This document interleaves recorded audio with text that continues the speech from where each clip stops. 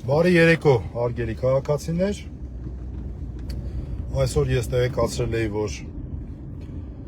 հանրային գործիչ Միլան Հակոբյանի նկատմամբ Դալմա մոլի մոտակայքում տեղի է ունեցել դիմակավորված մի քանի անձանց կողմից հարձակում եւ Միլան Հակոբյանը մարմնական վնասվածքներ է ստացել, տեղափոխվել է բժշկական կենտրոն։ Ես քիչ առաջ բժշկական կենտրոնում մասնակցեցի որոշակի քննչական գործողությունների, դուրս ենք եկել եւ հիմա ուզում եմ հարցի հանրային հնչեղությունը հաշվի առնելով հանրությանդ ներկայացնել որոշակի տեղեկություններ, որոնք կարծում եմ կարևոր են։ Առաջինը նորից հիշեցնենք ինչ է տեղի ունեցել ժամը 13:30-ի սահմաններում թիկունքից անձնական գործերով Միլան գտնվում էր Դալմայի հետնամասի հատվածում, այդտեղի տարածքում, ոչ Դալմայում, Դալմայի մոտակայքում գտնվող մի կազմակերպությունում կարճ գործ ուներ, մեքենան կայանում է, մեքենայից դուրս է գալի, մի քանի քայլ է անում եւ հետևից թիկունքից հարձակվում են մի քանի դիմակավորված անձինք, որոնք որ սկսում են հարվածներ հասցնել Միլանին, որևէ պահանջ չեն ներկայացնում, որևէ բան չեն ասում, որևէ հայհոյանք չեն տալիս, հարվածներ են հասցնում եւ դրա հետևանքով գիտնե կոտրվում, նաեւ այլ հարվածներ են ստացվում։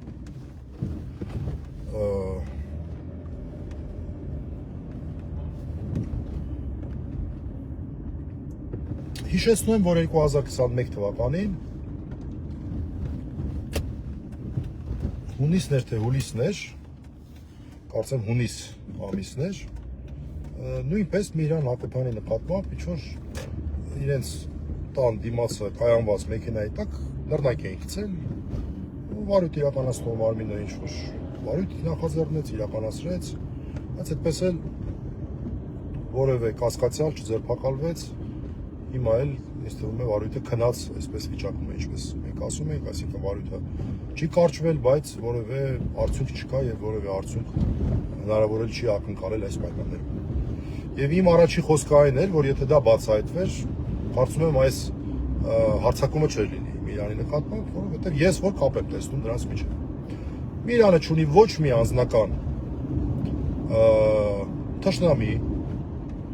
ոչ մի անձնական խնդիր, բիզնես ինչ-որ գործունեություն չի ծավալում, հրապարակային գործունեություն է ծավալում, մեդիաներից մեկով պատմական բնույթի հաղորդաշար է, այսպես պրոդյուսինգով զբաղվում, վերլուծություններ է անում, հանրությանը դիրքորոշումներով է կիսվում եւ որևէ այլ պատճառ քան իր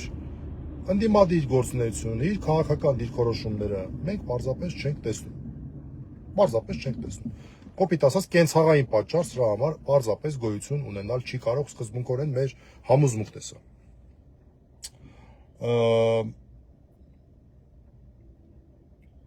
Իրավապահ մարմինների գործունեության մասով ես բազմիցս եմ ասել, որ ամենակարևոր սկզբունքներից մեկը, որ ես, իմ մյուս գործընկերները 5 իրավապաշտպանների նախաձեռնությունից, մյուս մեր գործընկեր իրավապաշտպանները որդեգրել ենք, դա այն է, որ չի կարելի շառանել, չի կարելի, այսինքն ինչ որ կա պետք է ասել նույն իրավապահների մասով։ Օրինակ, իրավապահների գործունեության մասով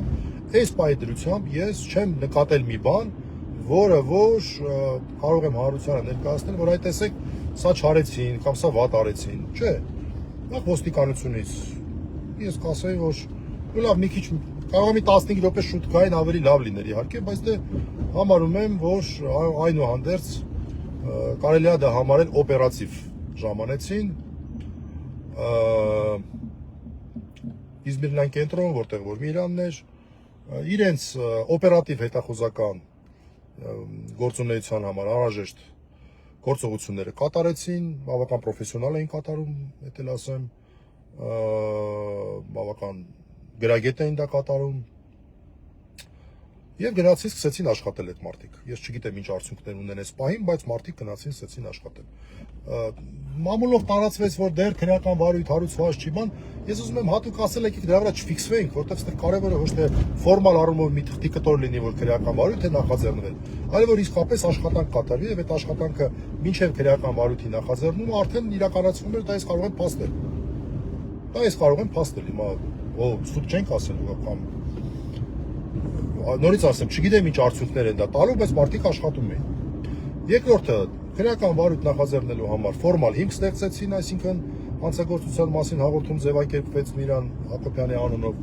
որը արդեն հիմք է տալի, որպեսզի քննիչը վարույթ ընդունի եւ գա։ Քննիչը էլի ժամանակին օպերատիվ բավական արձագանքեց,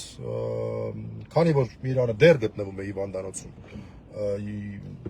նման դեպքերում այդպես է լինում, եթե ի վիճակի է ցուցմուկ տալ, ապա քննիչն է գալիս հիվանդանոց, քննիչը ժամանեց հիվանդանոց, մի քանի քննչական գործողություններ կատարեց, հարցաքննություն եւ մի քանի այլ անհետաձգելի քննչական գործողություններ, նույնպես բավական բարձր պրոֆեսիոնալիզմով եւ մի քանի գործողություններ վաղ ունենք պլանավորված այս վարույթով Միրանի հետ մասնակցելու։ Այսինքն այս մասով, այս պահի դրությամբ մենք, այսպես ասած, պրետենզիա չունենք։ Նորից ասեմ, դա բացարձակ երաշխիք չի, որ հայտնաբերվելու են օրը ցերեկով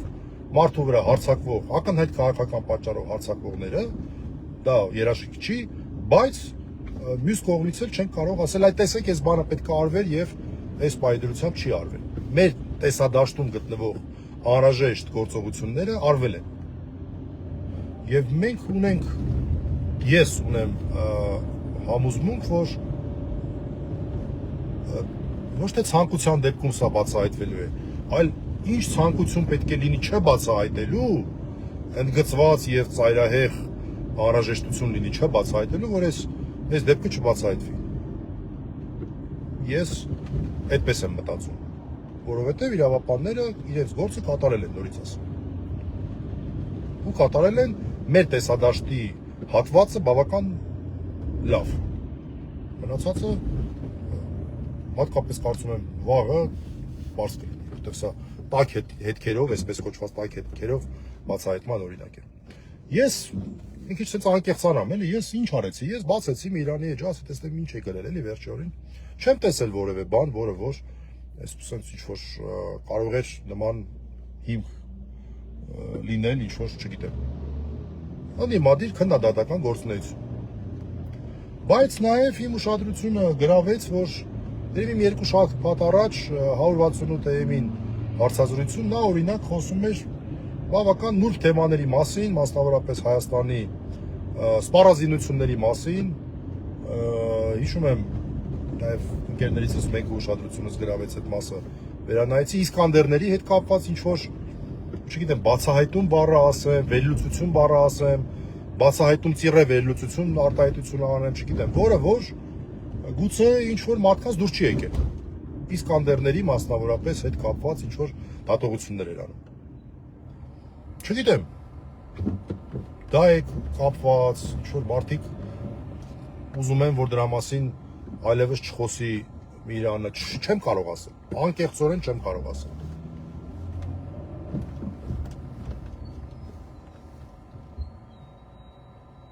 Եվ սենց ափաշկյանը որը ցերեկով, սա կարծում եմ անգամ այս իշխանությունների համար, որոնք որ քարտ բլանշներ ունեն տարբեր ուժային կենտրոններից եւ անպատիժ խայտարակ ապօրինի քրեական հետապնդումներ են իրականացնում տարբեր մարդկանց նկատմամբ, չգիտեմ, հետույք բառը օգտագործելու համար մարդ են փակում, անորը խուլիգանություն են դնում, արքեպիսկոպոսների ճակերտավոր ասած գրպանը գցում են պլան գրպանը գցելու մասին քրեական գործ, ինչ ասես չեն անում, նման բաներ, հա, բայց սենց բան այս պայդրությամբ դեռ մենք չենք ունեցել։ Ուրեմն կամ ցույց են տալի, որ վերջ արդեն մենք անցնում ենք այս մեթոդների, արդեն սա ստանդարտ, նորմալ, քիպլիկ, տեղը տեղին բռնապետություն է, ժողովուրդ ջան, իմացեք, որ սենց է,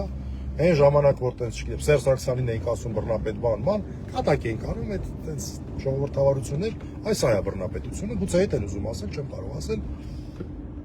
կամ պետք է ակնկալենք, որ արագ բացահայտելու են, ես դա էլ չեմ բացառում, ավելին շատ եմ ցանկանում, որ այդպես էլ լինի,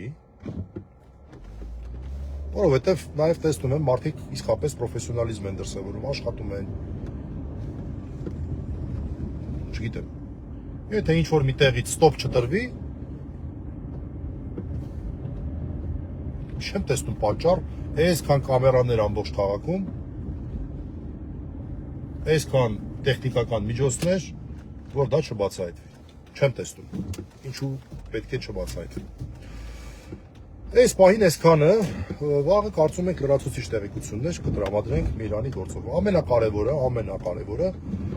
Միրանի ինքնազգացողությունը կարգավորվում է, որոշակի վիրահատական միջամտություն է եղել, հատկապես քթի հատվածում, նաև բժշկի հետ խոսեցի, ուղեղի ցնցում է արձանագրվել, որը նույնպես մեղմ ասած տհաճ բան է, բայց ինքնազգացողությունը այսպես կարգավորման փուլում է գտնվում։ Միրանը, ով որ ճանաչում է, գիտի իր այսպես ֆիզիկական տվյալներն էլ, իր Փառք Աստծո, այսպես նախկինում սպորտսմեն է եղել, առողջությունը ոնց որ թութ լավ է եւ հուսով ենք ու վստահ ենք, որ վերականգնման process-ը արագ կընթանա, բայց դա մի կողմից, մյուս կողմից մենք հետևողական ենք լինելու, ինչքան որ մենք ունենք